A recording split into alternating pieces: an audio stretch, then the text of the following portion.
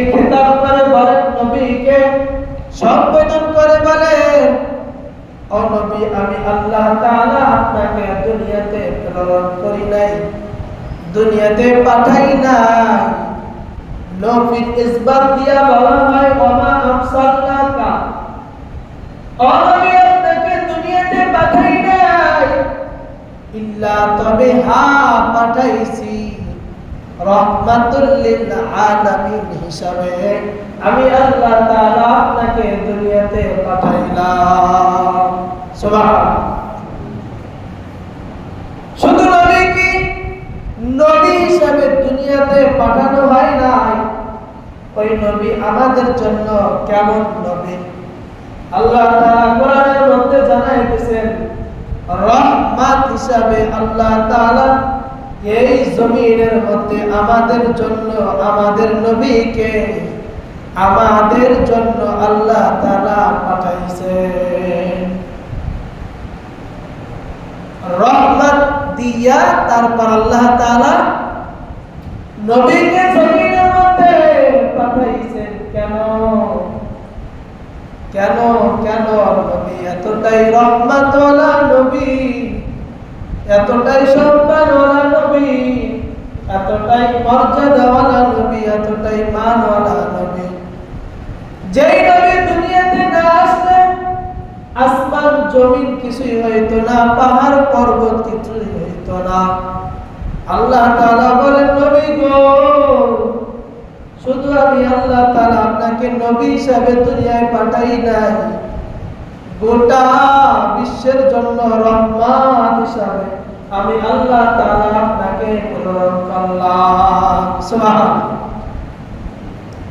রহমত দিয়ে তারপর আল্লাহ তাআলা ওই নবীকে দুনিয়ায় পাঠাইলেন। শুধু রহমত কাদের জন্য?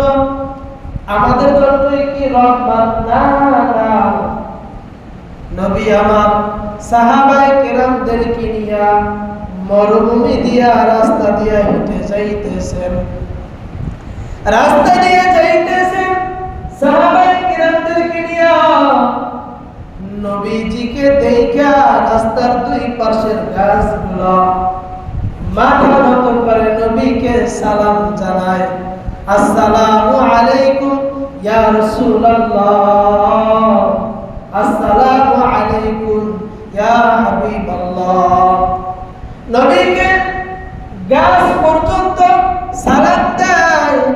সাহাবায়ে কেরাম নবীর সাথে যাইতেছেন। সাহাবায়ে কেরাম প্রশ্ন করলেন, ইয়া রাসূলুল্লাহ, ইয়া হাবিবাল্লাহ, আমরা তো কাউকে দেখতে পাই না, অন্যান্য সাহাবায়ে কেরামকেও তো দেখতে পাই না, অন্যান্য কোন আপনার উম্মতকে, আপনার সাহাবায়ে কেরামকে তো দেখি না। ও নবী, আমরা তো সালাম দেই না, এই সালামের আওয়াজ কোন জায়গা থেকে আসতেছে?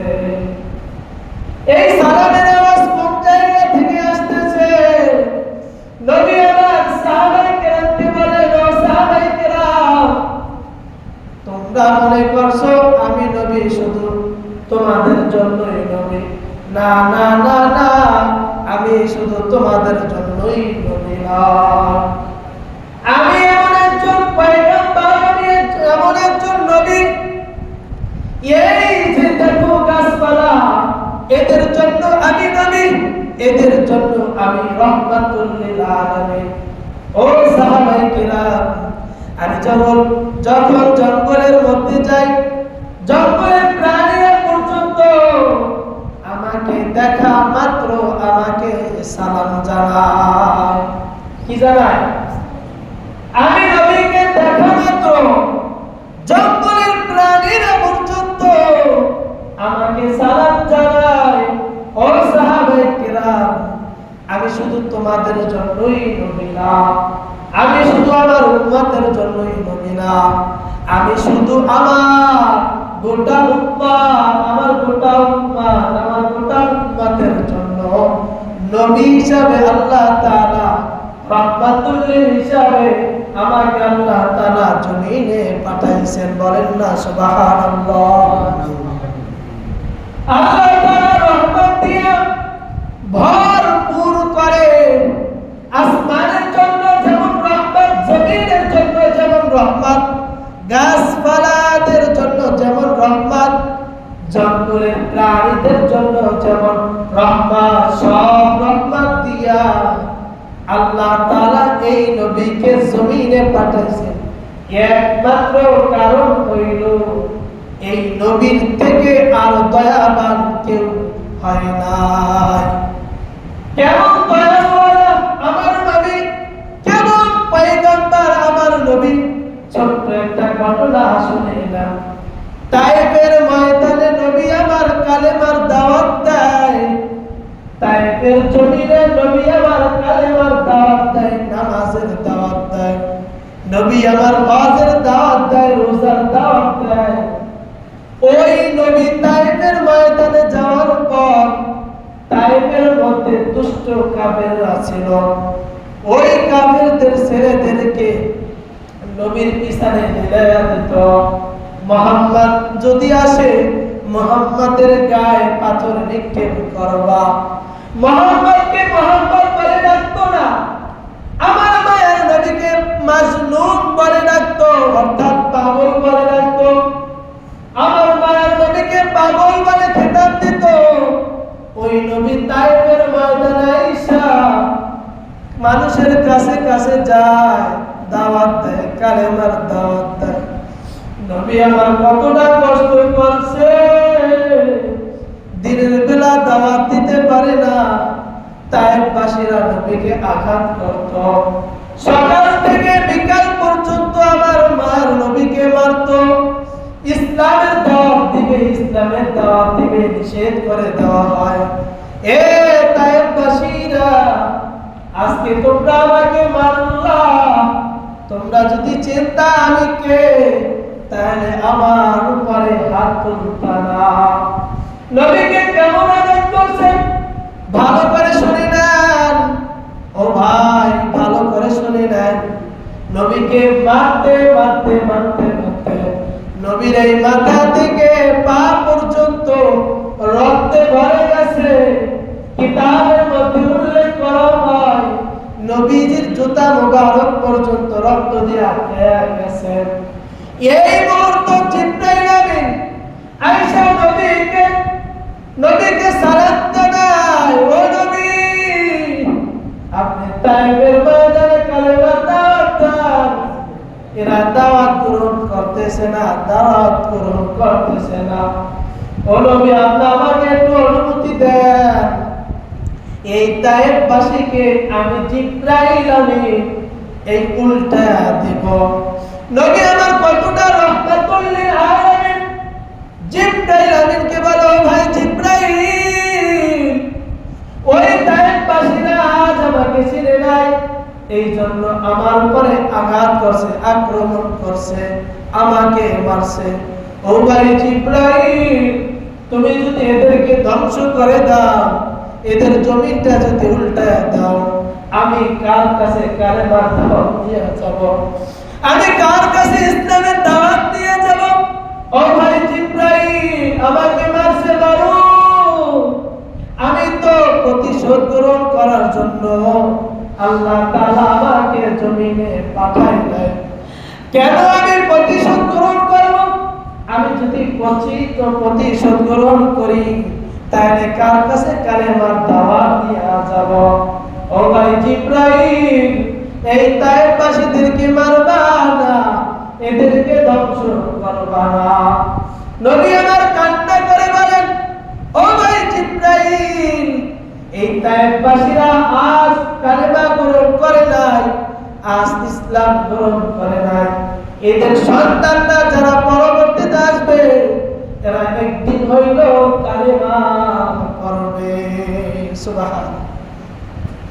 একদিন হইল কালেমা পড়বে, একদিন হইল এরা ইসলাম গ্রহণ করবে, এরা একদিন আমাকে চিনবে।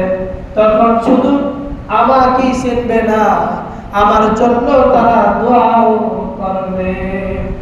নবী আমার মরুভূমির মধ্যে কালেমার দাওয়াত দেওয়ার জন্য একজনের বাড়িতে চলে যায়, যা সালাম দিতেও পারে না, কারণ তারা মুসলমান হয় নাই। নবী যায় ডাকতে বলতেছে, ইয়া আহলাল বাইত, ও ঘরওয়ালা, ও ঘরওয়ালা, ঘরের ভিতরে কেউ আছো কিনা? নবী আবার বলেন, আমি 3 দিন পর্যন্ত খানা খাইতে পারি নাই, আমার এই পেটের ভিতরে আমি পাথর বাঁধিয়া আমি কালেমার দাওয়াত দেওয়ার জন্য পাগল করা হয়ে যায়। নবী আবার ডাক দিয়ে বলেন, ও ঘরওয়ালা, ঘরের ভিতরে যদি কেউ থাকো, আমি 3 দিন পর্যন্ত খানা খাইতে পারি নাই, আমার 1 গ্লাস একটু পানি দাও, আমার একটু খানা দাও, আমি একটু খানা খাই আবার কালেমার দাওয়াত দেওয়ার জন্য যাব। আমি মুহাম্মদ যদি বেঁচে থাকি, এই খানা যে আমাকে খাওয়াইলা, আমি এই খানা আবার পরিশোধ করে দিব, আমার একটু খানা দাও, খানা দাও, আমার 1 গ্লাস পানি দাও, আমি এইটা খাইয়া আমি কালেমার দাওয়াত দেব, ইসলামের দাওয়াত দেব। ওই ঘরওয়ালার মধ্য থেকে একটা যুবক বের হইয়া, নবীকে তো খানা দেয় নাই, নবী চাইছে কাজ, এই জন্য নবীর সুন্দর গালের উপরে একটা থাপ্পড় লাগাইয়া দিছে।